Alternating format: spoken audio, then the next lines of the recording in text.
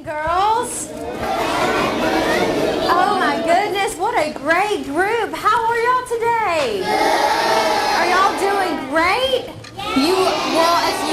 If you feel as good as you look, then you're doing awesome. Y'all are a great group. This is kindergarten through second grade, right? Awesome. Well, y'all are so great. I'm so happy to be here today. My name is Anna Elizabeth Bies. I am from right here in Vicksburg. I've grown up here, and I am Miss Mississippi this year. And so one of the awesome and fun things I get to do is I get to travel around and visit different schools. And this week is National Reading Week. Did anybody know that? Yeah, maybe some did, some didn't. Well, it is National Reading Week, and reading is something that's so important, but it's so important to find something that we love to read and we enjoy to read. Because as we all know, in order to read to learn, we must learn to read, right? And so we're learning to read. Some of us have already learned to read. And now is when we find things that we love that can stimulate our imagination. Okay, so the first book that I'm going to read to you today, I'm sure many of you have read it before, and it's The Very Hungry Caterpillar. Do we like this book? Can I read this book to y'all? Okay, here we go. The Very Hungry Caterpillar by Eric Carle. In the light of the moon, a little egg lay on a leaf. One Sunday morning, the warm sun came up, and pop! Out of the egg came a tiny, very hungry caterpillar. He started to look for some food, so on he went. On Monday, he ate through one apple, but he was still hungry. On Tuesday, he ate through 2 pears, but he was still hungry. On Wednesday, he ate through 3 plums, but he was still hungry. On Thursday, he ate through 4 strawberries, but he was still hungry. On Friday, he ate through 5 oranges, but he was still hungry. Oh my goodness, here we go. On Saturday, he ate through 1 piece of chocolate cake, 1 ice cream cone, 1 pickle, 1 slice of Swiss cheese, 1 slice of salami, 1 lollipop, 1 piece of cherry pie, 1 sausage, 1 cupcake, 1 slice of watermelon. And that night, he had a stomach ache. Oh my goodness. The next day was Sunday again. The caterpillar ate through 1 nice green leaf, and after that, he felt much better.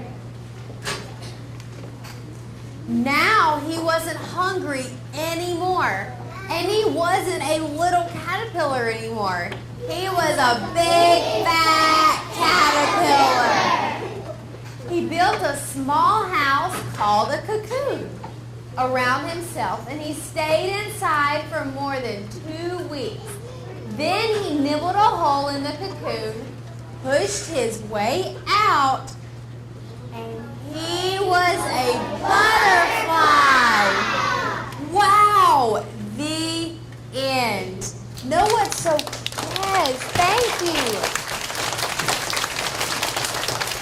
Know what is so cool about this is that he was just a caterpillar and no one told him that he was going to be a butterfly. He just knew by his instincts that he knew that he had to eat all through the journey of his life as a caterpillar so he could store up enough food and nutrients so that he could build himself a cocoon and become a beautiful butterfly. So everyone say metamorphosis. Metamorphosis. That is what what the caterpillar went through to become the beautiful butterfly. All right, do we want to hear another book? Yeah! Okay. All right, so do we like Dr. Seuss? Yeah! Do we want to hear a Dr. Seuss book? Yeah! Okay, so this is called Oh, the Places You'll Go. And it talks about how life can take us to many different fun, crazy places. And sometimes there might be some bumps in the road, but we can always get past it because each and every one of you are meant for something great. And life is going to take you somewhere so exciting. So let's see where life takes this little character. Oh, the places you'll go. Congratulations, today is your day. You're off to great places. You're off and away. You have brains in your head. You have feet in your shoes. You can steer yourself any direction you choose.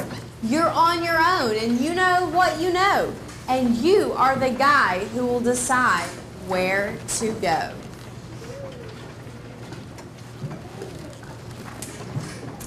You'll look up and down streets, look them over with care.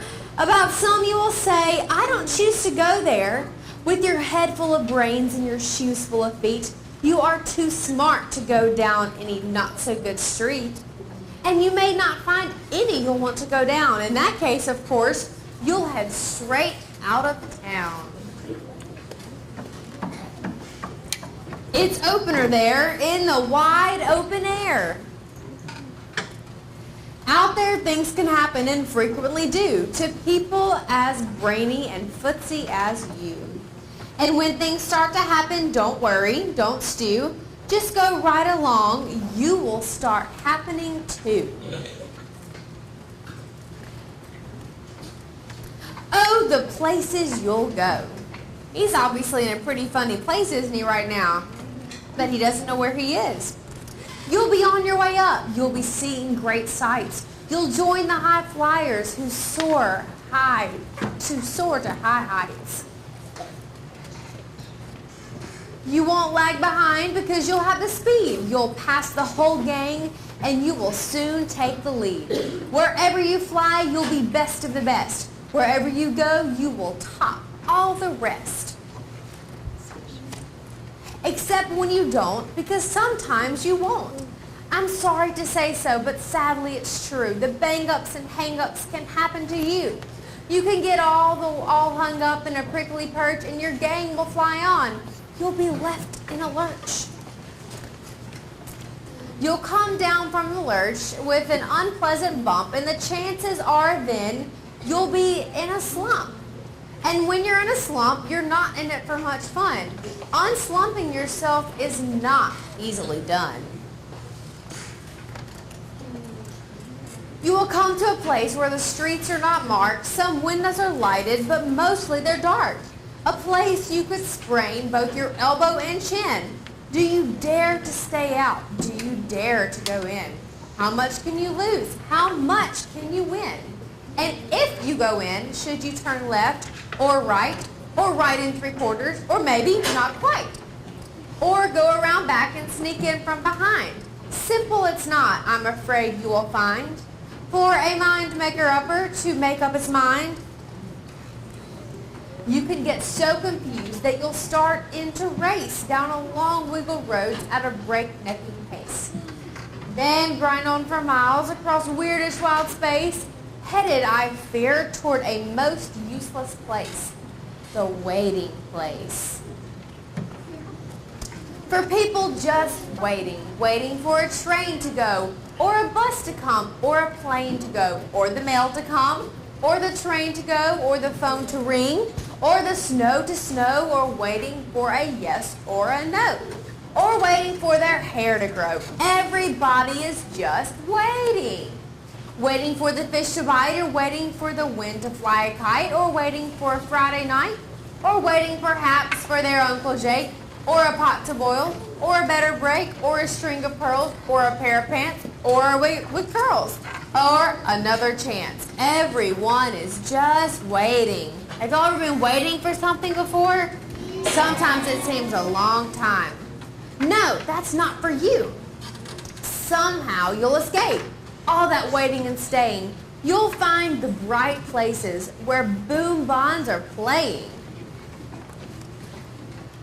With banner flip-flopping once more, you'll ride high, ready for anything under the sky. Ready because you are that kind of guy. Oh, the places you'll go. There is fun to be done. There are points to be scored. There are games to be won. And the magical things you can do with that ball will make you the winningest winner of them all. Fame! You'll be famous as can be, with the whole wide world watching you win on TV. Except when they don't, because sometimes they won't. I'm afraid that sometimes you'll play lonely games too. Games that you can't win because you'll play against you. All alone, whether you like it or not, alone will be something you'll be quite a lot. And when you're alone, there's a very good chance you'll meet that scare you right out of your pants. There are some down the road between hither and yon. They can scare you so much you won't want to go on. But on you will go, though the weather be foul. On you will go, though your enemies prowl. On you will go through the hacking cracks howl.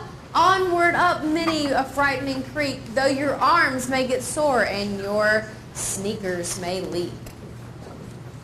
On and on you will hike, and I know you'll hike far, and face up to your problems, whatever they are. You'll get mixed up, of course, as you already know. You'll get mixed up with many strange birds as you go.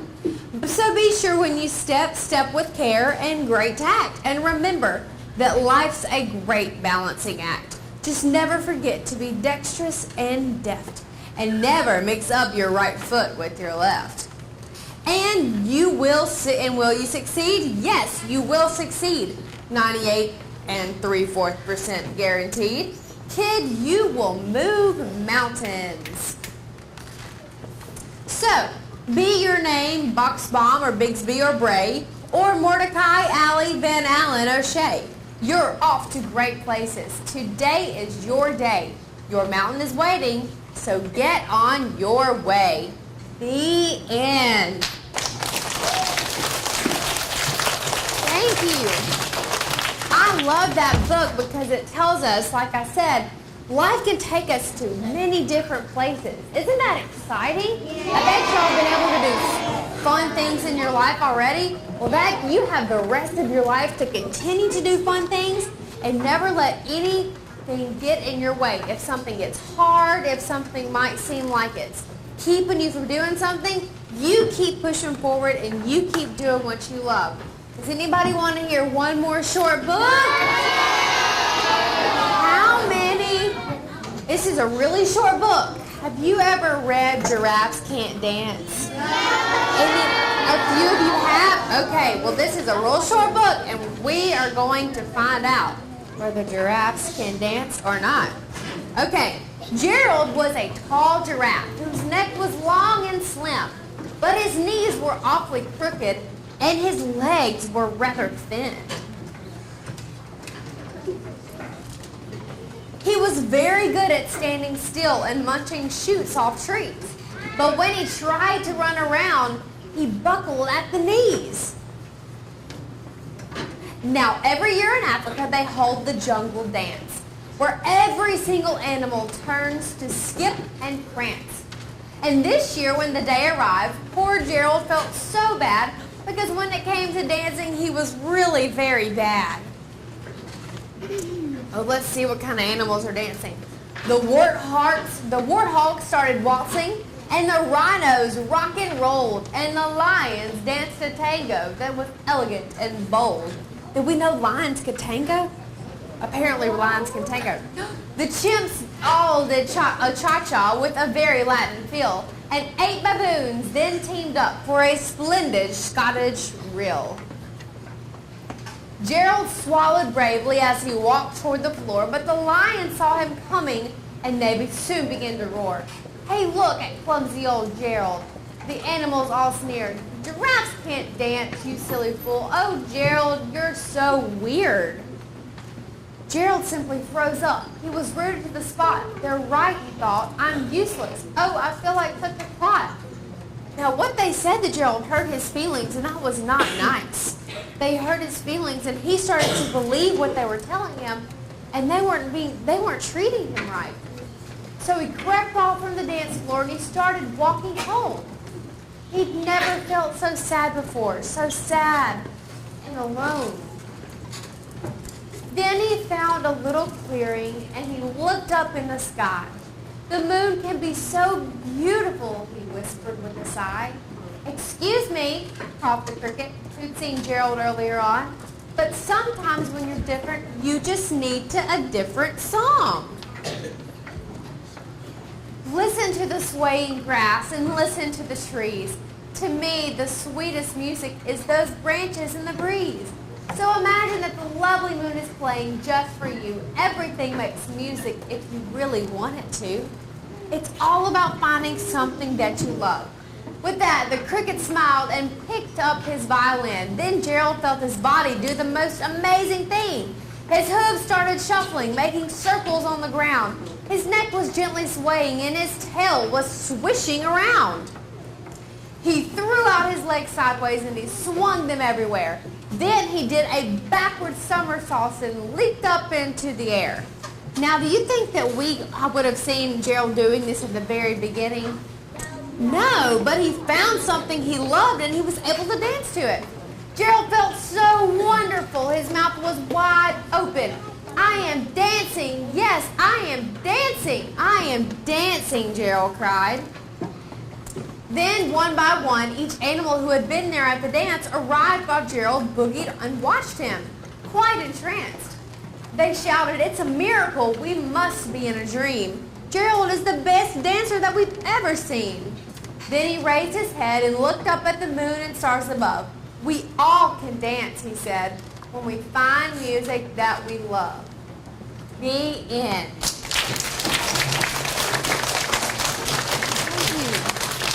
Now, something important from that book is that, number one, we never want to tell someone they can't do something, and we always want to be nice to all people at all times. And if anyone ever does tell you you can't do something, that's not true, because you can do whatever you put your mind to, and it's about finding something you love, whether it's singing or dancing or playing a sport or an instrument, whatever it is.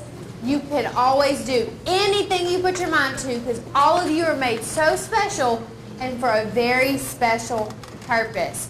So I've had so much fun being with you today. Again, my name is Ann Elizabeth, and y'all have been so well behaved, so polite, and I have loved getting to read some of my favorite books with you all today. Did y'all enjoy those books? Yeah! Good. I am so glad. But thank y'all again. Happy National Reading Week. You have a question?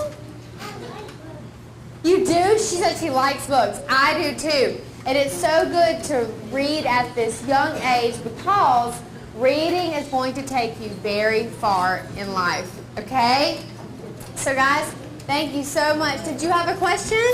You did? What's your question? I used to read that book, but I had 10 books, but I had all those books you had. Really? He said he has all the books that I have. Well, that's awesome. These are some of my favorite books. You have a question too? What is it?